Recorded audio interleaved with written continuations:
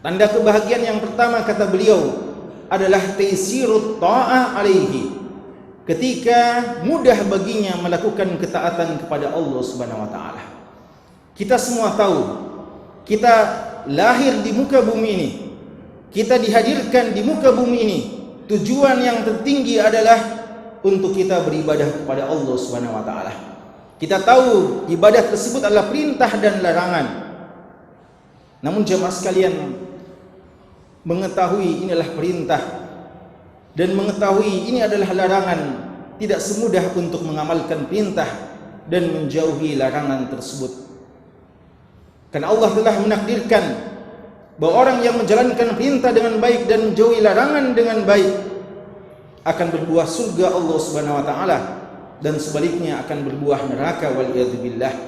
Wa huffatin naru bisyahawat wa huffatil jannah bil makarih.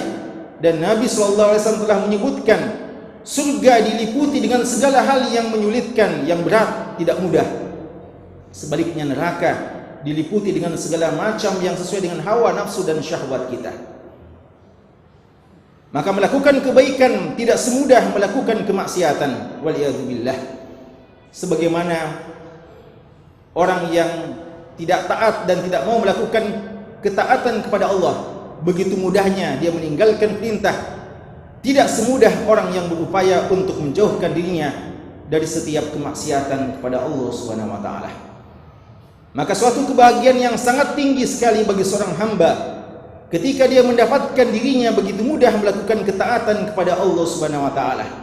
Ketika orang lain pada sulit untuk bangun salat tahajud, bagi dia adalah suatu pekerjaan yang rutin yang tidak perlu untuk dipaksakan. Secara otomatis dia akan bangun tanpa merasa berat. Padahal begitu banyak orang yang senantiasa mempersoalkan bagaimana bisa bangun salat subuh tepat waktu.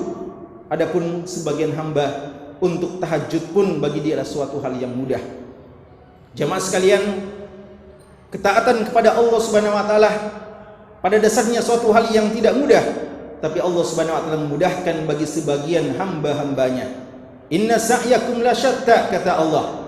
Sesungguhnya kerja-kerja kalian, aktivitas kalian berbeda-beda, kata Allah Subhanahu wa taala.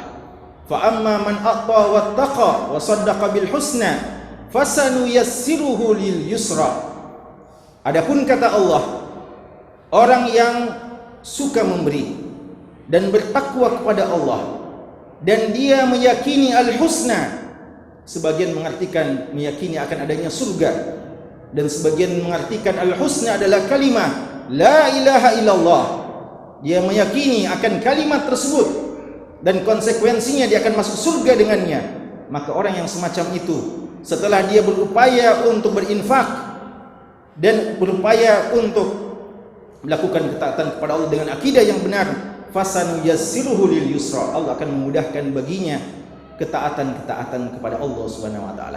Sebaliknya, wa amma man bakhila wastaghna wa kadzdzaba bil husna fasanu yassiruhu lil usra.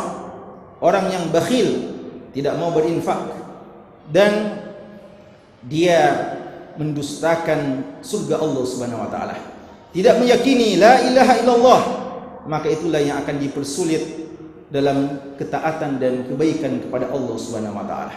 Maka jemaah sekalian, dari ayat ini bisa kita pahami mudahnya seorang melakukan ketaatan bukan datang begitu saja, tapi melalui proses mujahadah, proses upaya dan usaha, hingga suatu saat baginya ketaatan adalah suatu hal yang sangat manis, lebih manis daripada madu, lebih manis daripada gula, dan tidak mungkin bisa dipisahkan dia dengan ketaatan tersebut, karena dia merasakan kelezatan yang tidak dirasakan oleh orang-orang lain. Bahkan kata ulama kita, al-lazz, lebih lezat perasaan dia ketika melakukan ketaatan ketimbang ahlus syahwat, para pengikut hawa nafsu dan syahwatnya, ketika melakukan kemaksiatan dan perbuatan mereka yang sia-sia. Mereka juga merasakan kelezatan, tapi kelezatan yang semu. Adapun orang yang rajin taat kepada Allah beribadah, merasakan kelezatan dan kebahagiaan yang tidak mungkin bisa dibandingkan dengan materi-materi yang sifatnya duniawi. Maka jemaah sekalian, usahakan, upayakan untuk bisa taat kepada Allah. Kelak Allah akan memudahkan bagi anda. Kata seorang ulama kita, saya telah mengusahakan sholat tahajud 30 tahun lamanya. Saya belum merasakan kelezatannya kecuali pada 10 tahun terakhir. Artinya 20 tahun awal dilalui dengan susah payah sebagaimana yang kita rasakan, tapi dia tidak pernah berhenti untuk melakukan mujahadah hingga di akhir-akhir hayatnya dia sudah merasakan begitu enaknya, begitu lezatnya beribadah kepada Allah Subhanahu wa taala. Dan jangan lupa Nabi SAW telah mengajarkan kepada kita doa, Allahumma a'inni ala dzikrik wa syukrik wa husni ibadatik. Ya Allah, bantu aku ya Allah untuk selalu berzikir kepadamu, untuk bisa bersyukur atas nikmat-nikmatmu, dan untuk memperbaiki ibadahku. Perbaiki ibadah kita, minta kepada Allah kemudahan untuk itu.